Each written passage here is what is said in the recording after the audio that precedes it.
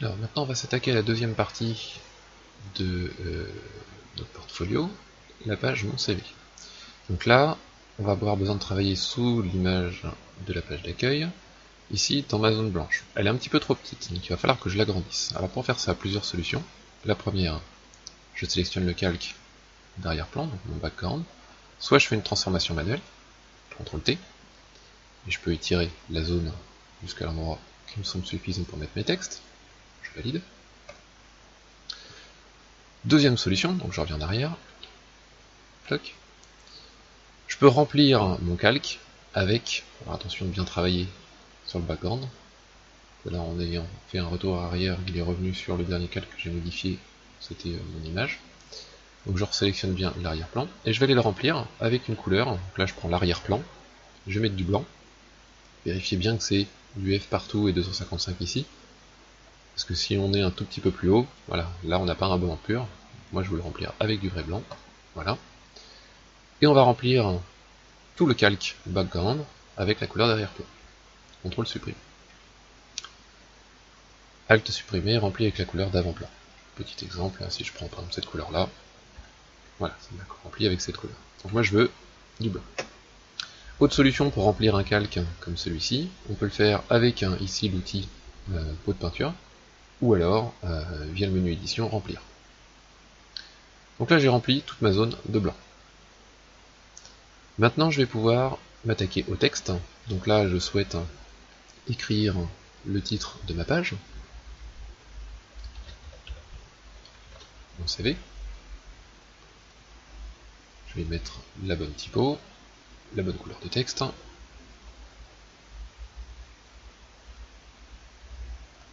Oups, un petit peu plus grand. 48, ce sera pas mal. Maintenant, je voudrais centrer ce texte sur ma page. Donc là, pas évident, parce qu'on n'a pas de repère visuel pour retrouver le centre de notre page. Alors pour faire ça, on va utiliser les règles. Là, je sélectionne un calque qui remplit, qui fait la largeur de ma page. Là, ce calque-là aussi permettrait de le faire. Donc, je vais prendre celui-là, par exemple, le background. Je vais Donc moi j'ai mes règles qui sont déjà affichées, si les vôtres ne le sont pas, il faut aller dans affichage et cocher afficher les règles. Et je vais tirer une règle, voilà. Vous voyez les règles sont magnétiques, donc si je m'approche d'un bord, tac, elle va se coller. Ça va faire pareil pour le centre d'un élément. Donc là il va détecter le centre de mon background. Ah voilà, là vous voyez je suis collé, j'ai beau me déplacer, ça bouge plus. Donc là j'ai trouvé le centre de ma page. Maintenant que ça c'est fait, je vais pouvoir reprendre mon calque de texte et le déplacer jusqu'à ce qu'il soit centré sur mon repère. Alors là on le fait à l'œil, je suis pas sûr que ce soit parfaitement calé. Pour le centrer parfaitement, on va faire CTRL T pour transformer, et on a une petite croix au milieu qui nous indique la position, et quand ça se chevauche avec la barre verte, en bleu pardon d'arrière-plan, on a un petit changement de couleur et ça devient rouge. Donc là je sais que c'est parfaitement aligné. Si j'étais un tout petit peu trop sur le côté, là on n'aurait pas la différence de couleur, du coup on ne serait pas forcément bien calé. Là je me déplace avec les flèches du clavier pour pouvoir déplacer mes éléments. Je peux le faire à la souris, c'est la même chose. Quand c'est terminé, on valide. Mon texte est correctement positionné. Là je vais écrire ça tout en capital. Vu que j'écris tout en capital, ça redécale, donc on va vérifier si c'est toujours aligné. Si c'est pas le cas, on redécale manuellement ou avec le clavier pour repositionner notre texte. Mon texte est centré. Je vais écrire mon autre bloc de texte qui se trouve en dessous, donc je vais vous laisser écrire correctement vous votre texte, moi je mets n'importe quoi. Je vais mettre un texte un petit peu plus clair, voilà, et un petit peu plus petit. Et je vais à nouveau le recentrer. Donc là, même problème. Comment je le centre? CTRL T, flèche, et rebelote. Voilà. J'ai écrit mes deux textes, c'est bon pour mon titre. Maintenant pour la partie icône, il va falloir importer les petits icônes que je vous ai fournis sur le réseau. On en a 3. Et à chaque fois, mettre votre icône, suivi d'un sous-titre et d'un titre. les infos, et en dessous un autre bloc de texte.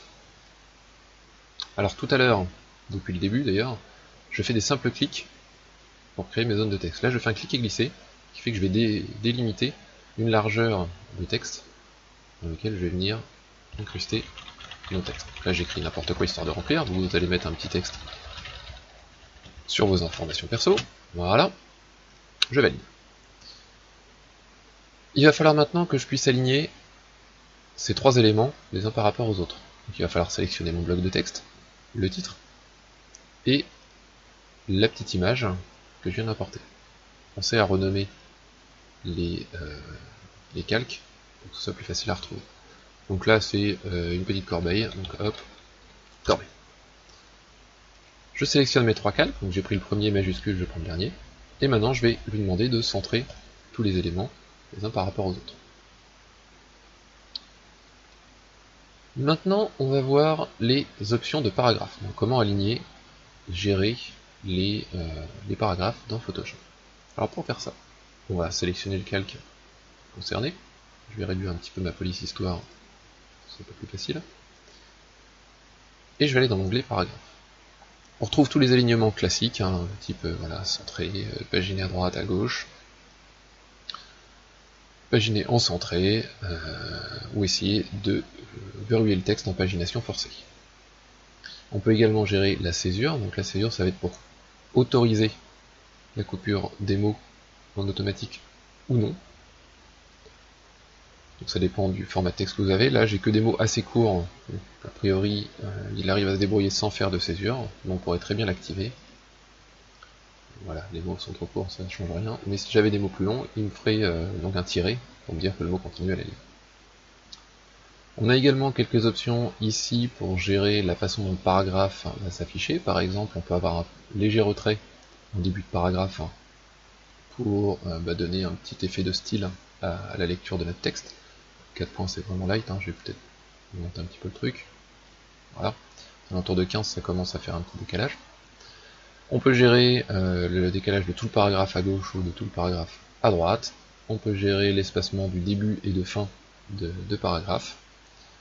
Donc la gestion des paragraphes c'est assez simple, hein, comme vous le voyez, et il n'y a rien de bien compliqué, c'est ce qu'on retrouve dans beaucoup de logiciels, comme Word par exemple ou PowerPoint, qui font à peu près la même chose.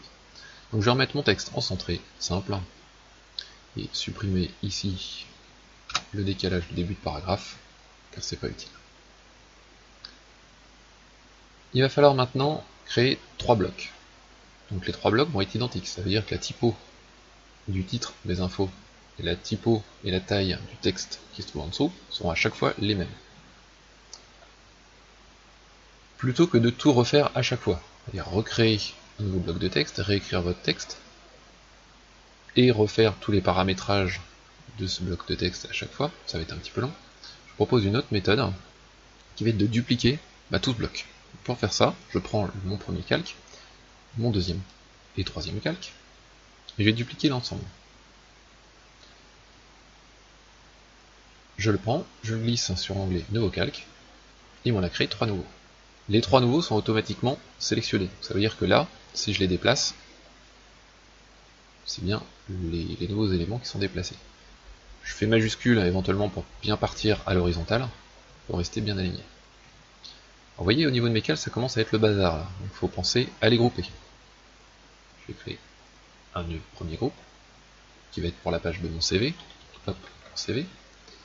Un second sous-groupe dans lequel je vais mettre mon premier bloc, donc je vais appeler ça bloc 1, et dans ce bloc 1, je vais mettre les 3 premiers calques, et en cliquant sur l'œil je le masque, je vérifie, c'est bien lui. Créer un autre bloc, bloc 2, dans lequel je mets les 3 calques que j'ai dupliqués, et j'ai besoin d'un bloc 3, donc là je peux même aller encore plus vite, je peux prendre tout le dossier, et dupliquer l'ensemble. Bloc 3. Et je décale le tout. Alors là, attention du coup, on se retrouve avec des blocs qui vont être difficiles à aligner. Donc ce qu'on peut faire, c'est réutiliser les options d'alignement qui se trouvent en haut, et lui dire, tu te débrouilles pour me mettre le même écartement entre chacun des éléments. Donc là il m'a décalé celui du centre, je n'ai plus qu'à centrer l'élément mes infos, et le reste sera bon. Donc à nouveau, pour vérifier, transformation manuelle. Je m'assure que le petit curseur chevauche bien la zone centrale de mon repère.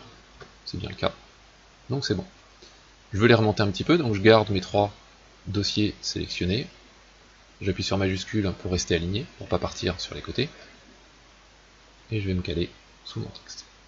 Voilà. Il faut remplacer maintenant les 2 vignettes ici par les bonnes, donc il faut rouvrir les dossiers. Et remplacer ces images par les nouvelles. Donc pour faire ça, il nous suffit d'aller chercher les autres icônes. Hop. La positionner par-dessus l'autre. Valider. Masquer ou supprimer l'ancien. Et faire pareil pour le troisième. Et pensez à renommer. Donc vous faites pareil pour le troisième élément. Pensez à écrire d'ailleurs les bons textes à l'intérieur. J'ai pas changé les titres, mais il vous suffit d'éditer évidemment chacun des calques.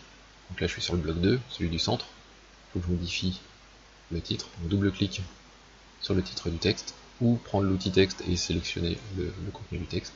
Et là je peux changer le texte qui est écrit à l'intérieur. Et vous faites évidemment pareil pour le troisième.